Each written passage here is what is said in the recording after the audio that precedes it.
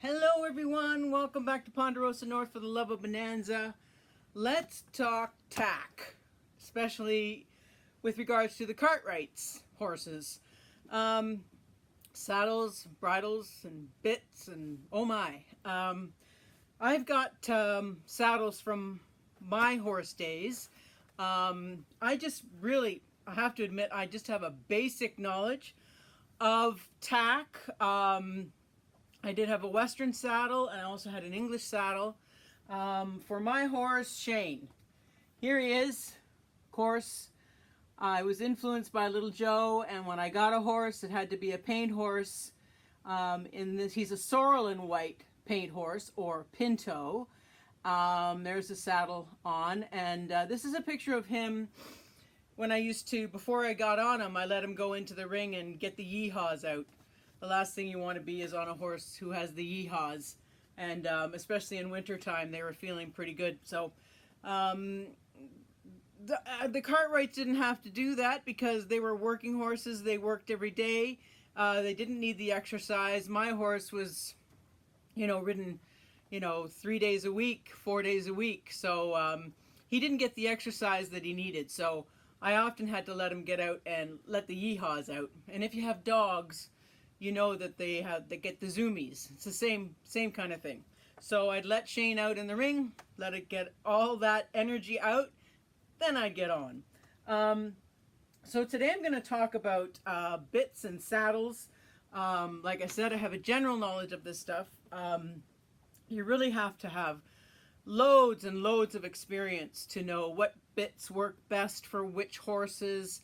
You really have to be born to it. I mean, it's years and years of being around horses and just knowing the idiosyncrasies of all these things. Saddle, this is a Western saddle, of course. Got all kinds of stuff on it.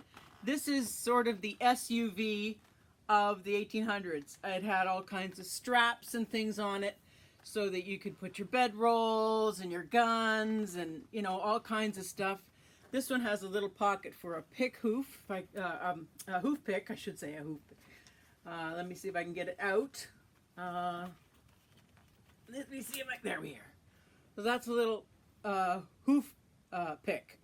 So you just make sure you could get in, raise your horse's foot, make sure you pick out any stones or debris or anything. So it was handy to have on your saddle. Of course, a Western saddle is made for working cattle. The horn here, not meant as a handle, excuse me, meant for the rope, to rope the cattle. Very, very hardy, sturdy saddle. And they come in different sizes.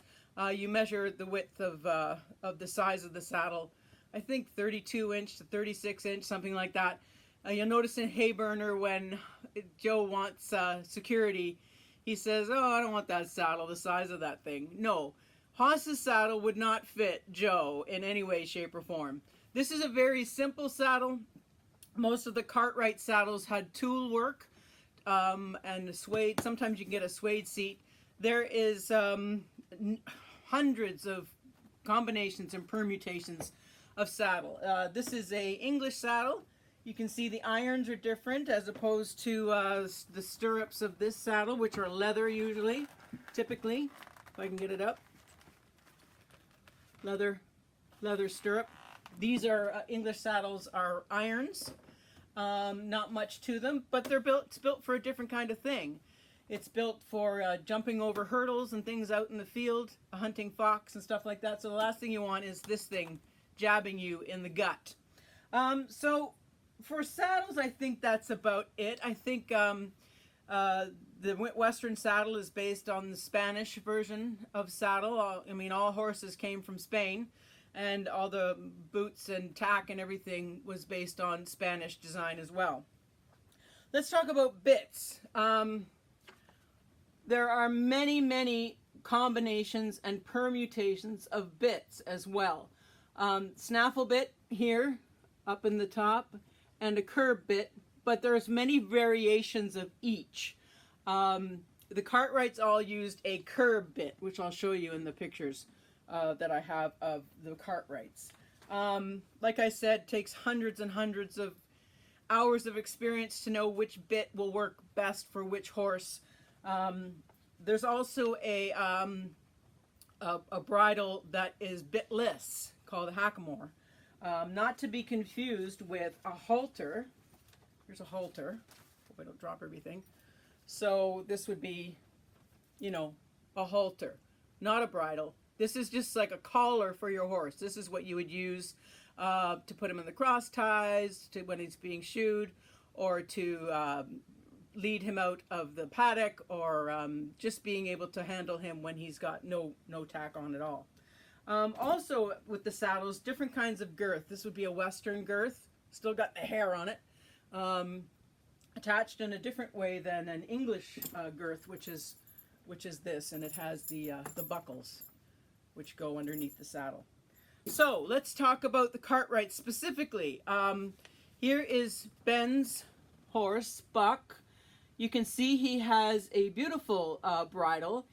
Typically this is an English bridle because English bridles have this nose strap.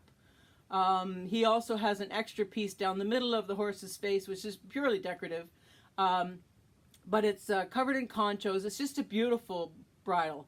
And of course, on his saddle, he's got ropes and guns and all kinds of stuff. Like I said, this would be your SUV model of saddle. Here's a closer look at Buck's bridle. It's very, very beautiful. Look at all the silver on it. And there you can see that curb style bit. The rein connects to the bottom of it, and as you pull back, the metal at the top will put pressure on the roof of the horse's mouth for control. So they all have different ways of working, kind of thing. Here is Adam's horse, Sport. He has a more typical Western bridle. It has no nose piece, no nose strap over the top. That's typically Western. Sometimes they don't even have a brow strap, just simply two straps coming down the side of the face, and a curb bit for Adam as well. Haas, same thing. Very typical Western bridle. Curb bit again. He's got the brow band, but no nose band. Very simple bridle for a working horse. Cochise, on the other hand, he has a more typically English style bridle. Again, a big curb bit on him. All these horses are very, very well behaved. Well, Sport not so much, but they know their job. They know what to do. Here they are all together. You can see the differences in the bridles there. You'll notice Adam's saddle has a breastplate on it, and that is attached to the saddle and goes around the chest of the horse. Oftentimes, cowboys will use that to keep the saddle stabilized, especially when you're cutting cattle and you're jerking in and out like that. What might have been helpful for Sport would have been something called a oh, now I can't think of the word. It's a martingale, and it attaches to the breastplate to the bottom of the reins in a Y, and that just keeps the horse from rearing its head up a bit, which is something Sport could have made use of. Again, another close-up of Little Joe's bridle. You can really see the curb bit there for him, and another close-up of that breastplate that Adam has on Sport. I think that's it. I think that's mostly what I wanted to tell you about bridles and bits and saddles and things like that. They're had very typical Western gear on their horses. Some differentiated from the other depending on the horse's training and how old they are, and there's all kinds of factors that come into what kind of saddle, what kind of bridle you will use on your horse. There's also a bitless bridle, like I mentioned before, called a hackamore, and it uses pressure on the side of the face. Some horses don't even need a bridle. I mean, they're so well trained and so bomb-proof that you can just get on and go.